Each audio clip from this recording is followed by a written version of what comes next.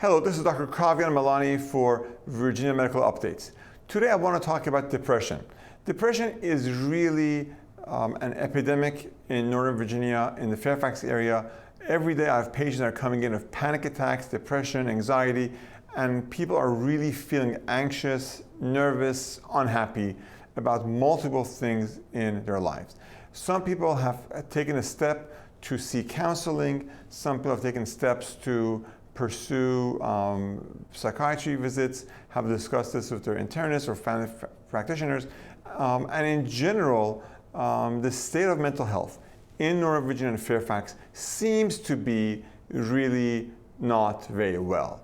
So when I look at this and I try to basically do a summation of like my own 10 to 15,000 patients that I see in our practice for the past 10 years, it looks to me like if I look at the numbers more carefully, the depression is a major concern. Now, depression as we have it in terms of major depressive disorder, as a psychiatric issue that needs kind of counseling, cognitive behavioral therapy, and treatment is basically pretty common. If we look at the literature on depression, clearly when we see people with depression in Northern Virginia, the first thing that I like to do with them is to review at length their lifestyle, what they do for a living, who lives in the household, what are the stressors, and these visits are not short visits. They're kind of long visits, they're prolonged, they're engaged. I have to get people to talk, and it takes me a long time actually sometimes to get people to trust me, to establish rapport, and to actually open up and talk to me about some of these issues. But oftentimes there are really major stressors, time-wise, lack of time, busy children's schedule, sometimes stressors like divorce, a lot of times in Northern Virginia finances. These are issues that cause a lot of problems for individuals and for family systems. And the attempt by people to go and seek counseling or to go once every 2 weeks to a counselor may or may not be beneficial. The reason is that sometimes the issues are just basically more profound or more deep than even counseling can address. There are a number of things that I want to talk about right now that I think in my view are very beneficial. The first thing that I do want to emphasize is exercise. Basically, people that exercise get less depressed. And when they are depressed, they're managed to deal with stressors a lot easier and in a more healthy manner. So I definitely want to encourage everyone that is hearing this program to exercise and to increase this exercise to some extent. There are a number of studies now that have documented benefits for patients that have depression, even at mild to moderate levels of depression, with walking 3 to 4 times a week for half an hour being equal to a dose of 50 milligrams of Zoloft, for example. So you can see you could go and see a psychiatrist, they prescribe the medication, they follow you, you go and pay your copay, take the medication, have all the side effects. And there's an easy, simple pill named exercise that you could do, and that's not even aggressive exercise. It's basically walking at a fast pace 3 or 4 times a week for half an hour. Definitely doable by everyone. And in all the studies that have been done, these two are equal. So think about that, 50 milligrams of sertraline or Zoloft versus walking 4 times a week. Well, which one is better for you? Well, clearly exercise has all other benefits too. Weight loss, feeling better, more mental sharpness, and psychiatric medication have all the side effects like fatigue, like nausea, like insomnia, like hypersomnolence, being too sleepy, sexual issues, and everything else. So definitely the first level is that. The second thing that I think is very beneficial is to begin to eat actually in a more healthy way. Begin to eat more greens, more vegetables, more phytonutrients, and basically avoid things that come out of the box. It's very easy in a place like Fairfax or Northern Virginia to open a box, go to a grocery store, put something in the oven, and make that food. Well, it turns out that actually there is a difference between the stuff that comes out of the earth, out of the ground, that you prepare yourself, versus something that's been processed in a factory or in a place and comes to you in a box, where basically it does not have the same benefits and the same advantages. The third issue is free time. It is very interesting that a number of studies are now showing that one of the most interesting things in terms of creativity, happiness, joy is free time. And guess what really is absent in Northern Virginia, in Fairfax, or in the DC area, or in the North American basically culture that we have? Is a culture of go, go, go, get, more, bigger, better. But that's not the case at all. In fact, free time and actually doing less means more creativity, means more enjoyment, means more social structures, and it does help people to relax. The counter effect here is alcohol. People do take alcohol to excess in order to calm down. Well, that's one that will give you kind of a short term, a couple hours of a mellowing or kind of a buzz. But basically, when that is gone, then people are more anxious and actually depression gets worse. Because alcohol is a long-term upper, even though it's a short-term downer. So after having like 2 glasses of wine at nighttime, people may feel a little bit more mellow or relaxed. But when they wake up in the morning, their anxiety has gone up, and that basically creates a more difficult situation, and they feel worse, and then the depression gets worse. So one of the things that I would definitely also encourage everyone to do is to replace alcohol with exercise. And one major element is going to be spending time with loved ones and with friends. In general, happier people, more joyous people, have purposeful lives that give them purpose, that makes them happy, that is not just basically self-centered. Philanthropic activities make people very happy and are definitely have all kinds of benefits, including cardiovascular benefits, mood benefits, and a long-term, almost 80-year Harvard study has been documenting what are the most successful, what are the most important elements of success for people. And it's interesting that people that have a network of loving friends around them in general are just happier and more successful and can do things really well. So I do want to encourage everyone to leave the screen time, leave your iPhone, leave the TV, go to exercise. If you go to a gym, go with friends, work out, cycling groups, running groups, and spend time in general with friends. That by itself is really the strongest and best antidepressant. So at this point, I do want to emphasize one more time exercise, avoidance of alcohol, increasing more healthy dietary habits, and spending time with friends and family, and giving real attention and value to free time. Thank you very much. Again, this is Dr. Kavian Milani for Virginia Medical Updates.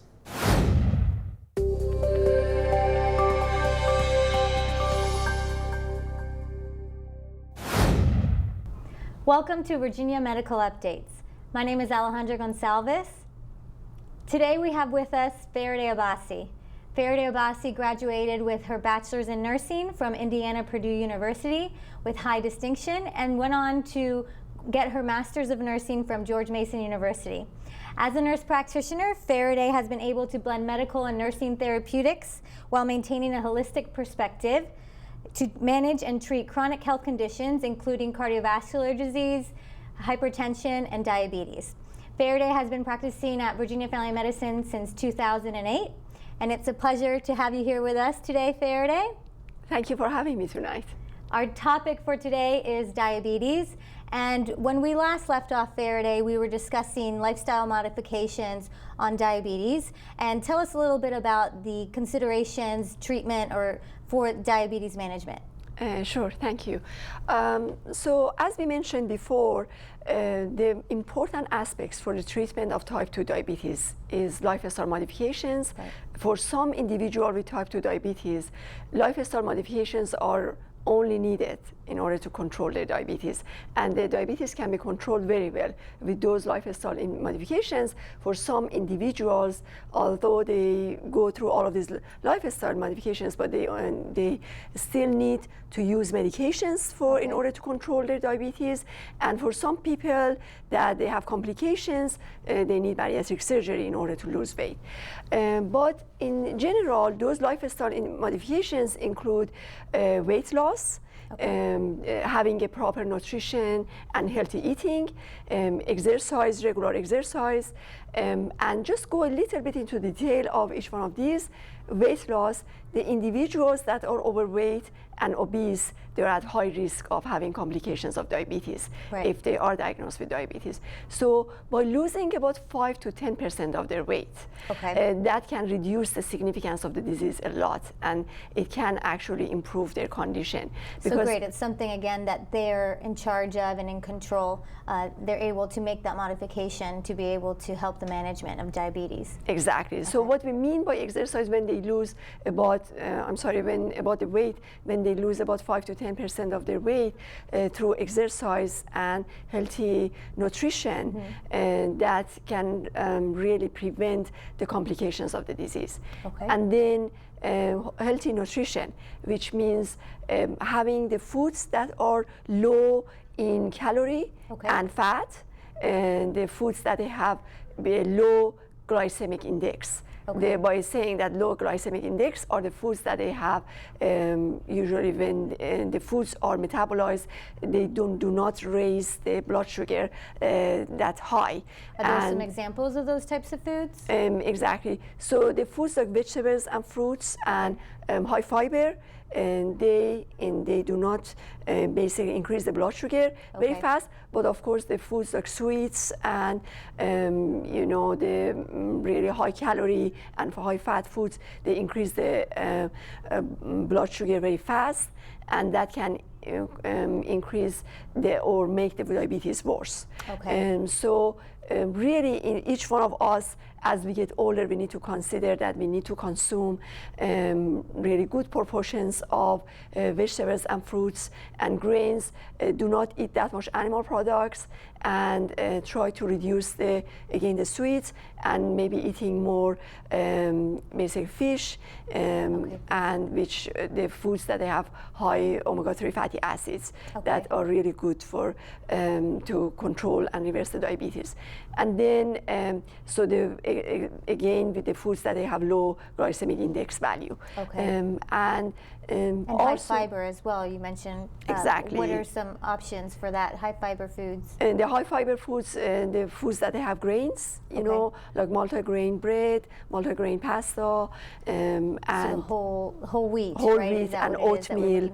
Exactly. One of the major problems in type 2 diabetes is insulin resistance.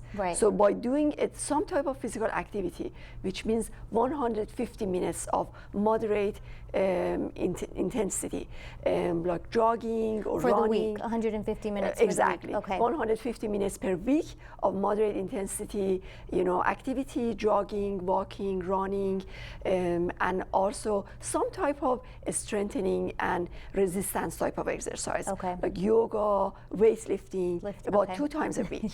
Gotcha. So that can actually helps the individuals that are they have type 2 diabetes to increase their responsiveness of their cells in the body to the insulin better, and reduce the impact of insulin resistance in their body, and actually have increased insulin sensitivity in their body. So that it can reverse the condition with type 2 diabetes, having a regimen of regular exercise on a daily basis. How about, so if those are the considerations that we have, that they're in control of, being able to do the exercise and the food, what about medication?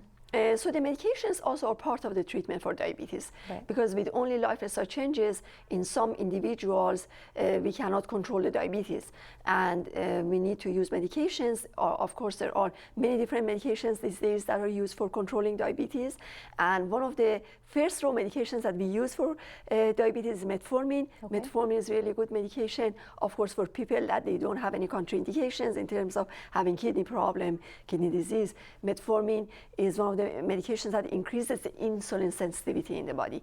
So, and also reduces the production of the glucose through the liver.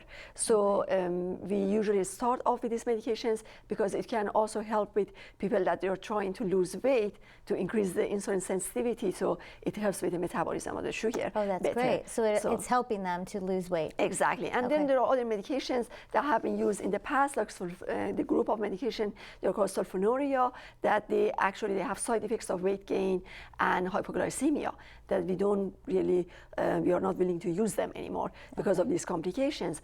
And there are medications like TZDs that they can cause weight gain, and people that they have heart disease, we do not recommend to use them because of some of the major side effects in terms of cardiac side effects with these medications. And then we have basically the new group of medications that work on the incretin pathways. The incretin is one of those basically hormones in the gastrointestinal system that helps with the more secretion of insulin. So these medications, as they are called GLP-1 agonists and DPP-4, those are the medications that are also used, and especially the GLP-1 agonists, glucagon-like peptide 1 agonist, receptor agonists. Those are the medications that are also help with the weight loss, because that increases the satiety and in the individuals, and that not only it helps with the more production of insulin in the body, but also helps with the weight loss. And also, there are some group of medications in the GLP-1 agonists and with the metformin that they also have cardiovascular benefit from them. So as we know, one of the complications of diabetes is cardiovascular disease. So this medication actually helps to reverse the cardiovascular condition, metformin and the GLP-1 agonists. So obviously it's really important to make sure to get to see your doctor or nurse practitioner to make sure that you're getting the right medication if that's the option for you. And so then tell us, we discussed the differences in age for diabetes. What about for race or ethnicity? Yes. So as we know in the United States, so I'm considering the United States as the country that we all live with different races, and so all different races have been impacted by the diabetes. So in order to show you some of the numbers, I have a diagram here from American Diabetes Association that shows that basically these numbers, some from like American Indians or Alaskan natives, those are the people that have been impacted by large, with the diabetes. And about 15.9% of American Indians have been, influenced by this disease. And then we go to non-Hispanic blacks that have been, there is 13.2% of these individuals have diabetes or have been impacted by prediabetes and diabetes. And Hispanics, 12.8%, and Asian Americans about 9%, and non-Hispanic whites about 7.6%. So we have on the highest, top of the scale, the American Indians. There are a large number of people that they have diabetes, and the low on non-Hispanic whites. Okay, so everyone is pretty much affected, but the percentage is a little bit, depending on your race or ethnicity, there might be a little bit more. Talk to us about, you mentioned the comorbidities or the co-occurring diseases that somebody might have along with diabetes. How does that impact the management? So there are a number of comorbidities with diabetes, with type 2 diabetes, and one of them is, of course, is coronary artery disease. And coronary artery disease, which can lead to basically the heart attacks and a number of heart attacks, and also hypertension and heart failure. So the other comorbidities that come with diabetes, of course, is heart failure. And individuals that usually they're older and they have been impacted by the complications of the diabetes for a longer period of time, they experience also heart failure, and those are the people that they have recent hospitalizations because of the complications of the heart failure as well. And also hypertension is another, and there are a number of people with diabetes that they also have hypertension, and their hypertension also needs to be treated. And also there are other complications like end-stage renal disease, chronic renal problems, liver disease, strokes, amputations, blindness. dyslipidemia, so psychiatric problems, some type of cancer. So they're all comorbidities and complications of diabetes. Okay, and so just in conclusion, Faraday, tell us what are the future considerations for the United States, since obviously this is a big issue in our country? Yes, as you mentioned, diabetes really has a huge impact on the healthcare, on the lives of the people. So just considering the diabetes as really a public health problem that has pandemic proportion throughout the world and in the United States. And concerning the complications of this disease, that actually with increasing healthcare costs and expenditure, that is staggering, and really put the healthcare system that is already overwhelmed with so many issues and putting a lot of burden on the healthcare system. So it's really important for us to consider that we can control diabetes in terms of the healthcare providers and also patients that they have diabetes. We can control that. We can reverse type 2 diabetes by really, very simple steps by our lifestyle changes.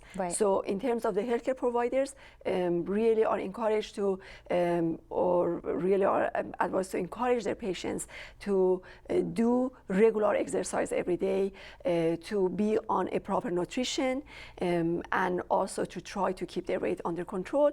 And also, as an individual that has diabetes, it's very important to consider and practice these simple steps in their life in order to prevent the complications of this disease and in order to have a much better quality of life. That's great. Thank you so much. And of course, it's something that's really important and something that can be followed by you there as our nurse practitioner at Virginia Family Medicine. So thank you for making this a point so important to us.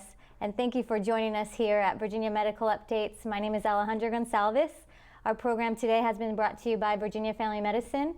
Virginia Family Medicine integrates alternative and functional medicine in their practice to complement their expertise in medical care. Their areas of focus are in weight management, preventative medicine, and holistic health.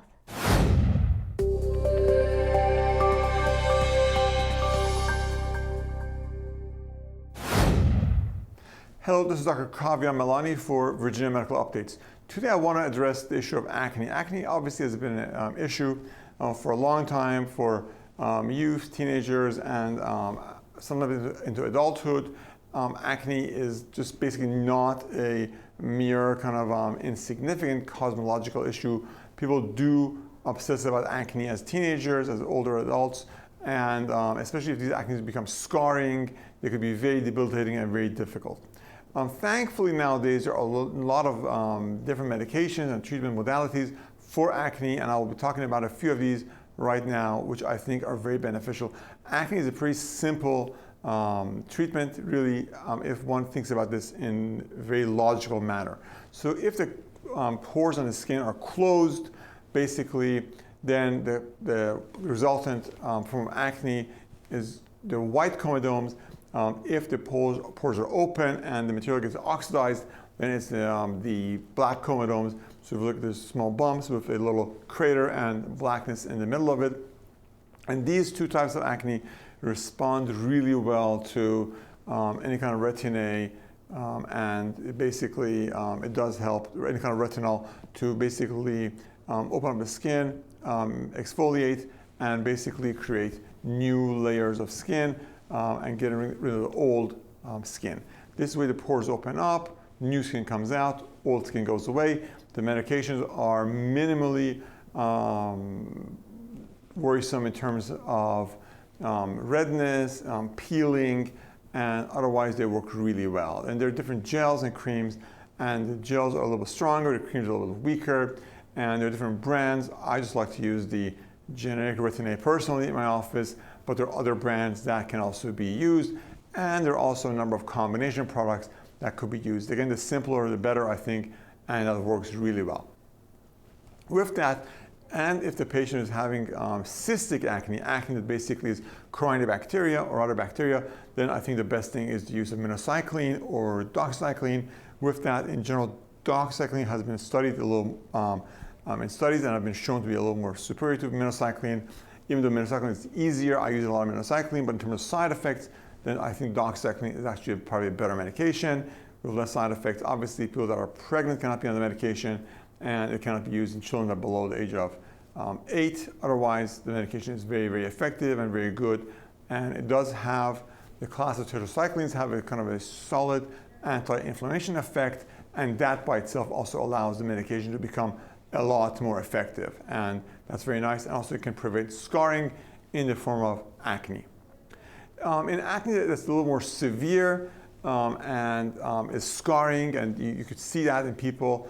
You want to really prevent this, and definitely at that point I recommend referral to dermatology, and the use of Accutane is really very useful, and Accutane is very beneficial. It can basically create a complete halting in the kind of acne. You can dry the acne up pretty well, and then people can actually really not scar. So the downside, of course, with the Accutane is that people, you have to make sure they're not pregnant.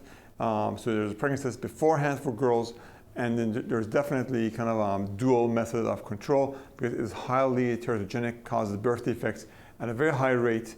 Also, I want to go back and say Retinol is a topical form of the same formulation they apply on the skin. That basically should not be used in ladies that could be potentially be pregnant. So having said that, then I think that Accutane is a very, very good medication for treatment of scarring, acne.